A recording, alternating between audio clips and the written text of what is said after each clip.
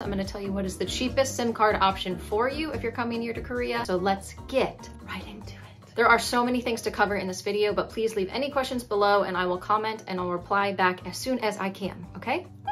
Okay. Before you come to Korea, the literal most important thing that you can do is make sure your phone is unlocked. Unlocked means that you're able to take whatever SIM card is currently in your phone out and you can put in a new SIM card of a different country or a different phone company. Some phone companies will lock your phone until you've completely paid off all of the payments. My phone is with Verizon. After 60 days, automatically, all phones are unlocked. Some other phone companies, they lock the phone until you've completely paid off any payments on the phone. So the best thing you can do before you come to Korea, call your phone company and say, hey, I'm traveling overseas. Is my phone unlocked so I can get a new SIM card when I'm over there? They'll tell you yes or no, or they will unlock it for you. Sometimes they have to unlock the phone for you. If your phone is currently not unlocked, one of my friends brought an extra phone and she put the SIM card in that phone. She had her American phone that she would just have a very simple phone plan on, or you could just keep it on airplane mode and just use Wi-Fi with that phone. And then she would have her Korea phone, because you will need a Korean phone number for a few various different reasons. So they'll have their Korea phone to make simple calls on for checking in at restaurants. But what I do is I just take the SIM card out, pop in the new SIM card because I know my phone is unlocked. Either way, make sure you're coming with an unlocked phone. For SIM cards, you technically have three options. Option one is that you buy a SIM card in advance. Option two would be you come to Korea and you buy a SIM card once you arrive. And option three, did I say two? I said two, right? Option three is what I think is your best option, and it's a little bit of both. Me telling you which SIM card to get has a lot to do with what visa you are coming on, but overall, I would say the generic best option for you to do is to buy a SIM card in advance, and the best phone company that I have found is called Trazy. What's really nice about Trazy is they will send the SIM card to your house and it arrives very quickly. I've heard many people say within a few days it arrives, but it's not active. You then go online and you put in your trip dates so that you can then activate it so that when you do end up in Korea, the SIM card is going to be active. So it's nice that you don't have to buy it in a certain amount of time. You could buy it now and you're traveling in 6 months. There's two cheap plans and then there's a premium light plan. Please don't buy the first two because it doesn't allow you to send any text messages or make any calls, and you will for sure need to make at least a few phone calls. Sometimes at restaurants and cafes or at grocery stores, you call a phone number and that's how you check in. But either way, it's very important that you have that SIM card and you have a way to open up the little slot. And if you see, this is my Verizon SIM card. It's really good to just tape it so you know it doesn't get lost. Bring that little device to open up the little SIM card slot, and I would switch them out when you're in the air, not a layover, but when you're on the way to Korea. Once you arrive in Korea, you can just turn your phone off of airplane mode.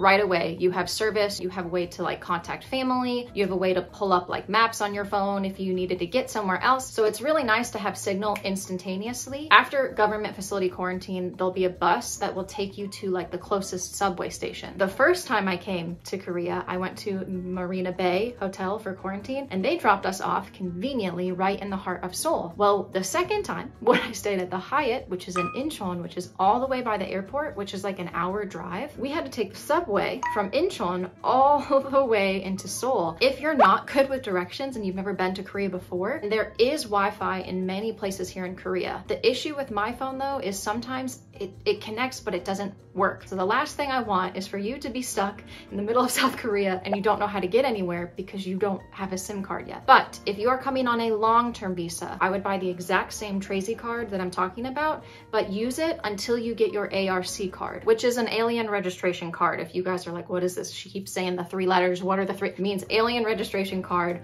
which is just your official your identification card when you're a foreigner overseas living in Korea on a long-term visa. It connects to everything. It connects to any online shopping that you do. It connects to your bank accounts that you'll get when you're here in Korea. It connects to food delivery apps. There's a lot of apps you can't use until your phone number is connected to your ARC card. Around the 2-month mark, I would say, is when you're about to get your ARC card. And then once you do have your ARC card, you can switch to what is the cheapest plan that I have found here in South Korea, and we're going to turn it over to me and my friend Dan, and he's going to explain a little bit more about this really cheap option. If you'd like to introduce yourself.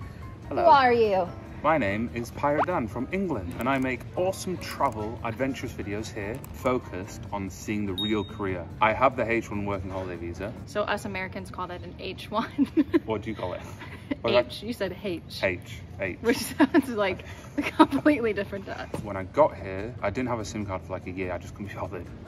Yeah, I just use Wi-Fi because there's Wi-Fi everywhere. Oh, that is true. But then my friend Tom told me about a place in Hongdae where it costs only 10,000 won a month. Unlimited data, unlimited calls, unlimited messages for 10,000. And you had to have your ARC, even though it said passport. Yeah, you have to have your ARC. So it's a one-time 10,000 payment. So you pay the 10K once, and then you just have the SIM card. You can get 1 month if you want, 3 months or 6 months. And then I just set a reminder on my phone. So when it ended, I just went back and renewed it again. I didn't have to pay that 10,000, so it worked out at 10,000 per month. So if you were to let it expire? My first SIM card did expire, so I had to pay 10,000 and got a new phone number because my old one had expired. They'd probably given it to someone else.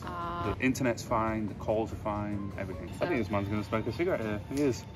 We're in a smoking area in the back streets of Hongdae. My favorite place to be. If you are finding this video helpful, please hit the like and subscribe button. It means a lot. Leave a comment if you have the time. If you are in Korea and you're like, I don't have a SIM card, you can go where I went, which is in Myeongdong, and the people there are so nice, speak really good English, and they helped me get this SIM card, which is the SIM card that I use here in Korea. Unless you have an ARC card, you cannot use the QR systems, you can't use the online like food delivery apps, the online shopping like Coupang, you can't use anything until that phone number is verified with your name, your account, and your ARC card. But there are some things that you can do. You can use an app called Shuttle, which I will link below. It is a foreigner-friendly food delivery app, and this is for any visa type. And also there are these services, they're called personal assistants. If you don't have your ARC card, they will help you do things like if you wanted something delivered to your house through Coupang, you can call them or you can interact with them